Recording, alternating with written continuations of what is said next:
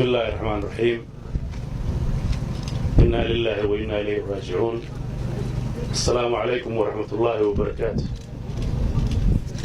waxaan taaganahay waa qabri laba arrimood unbaa halka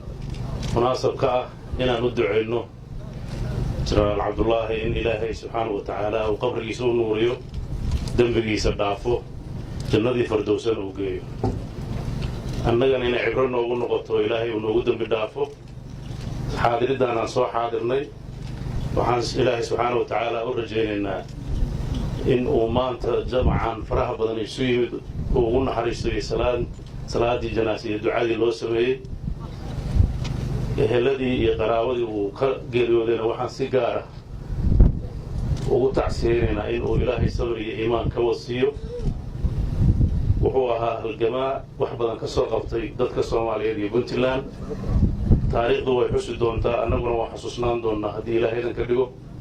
waxaan rajaynayaa dhammaan dadka reer puntland iyo cid kasta uu la macaamulay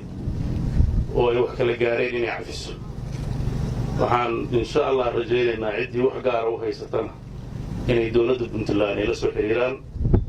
insha allah wixii intaa ka dhimanna waxaan rajaynaynaa ilaahay inuu qabriga u waasiciyo qabrigana uu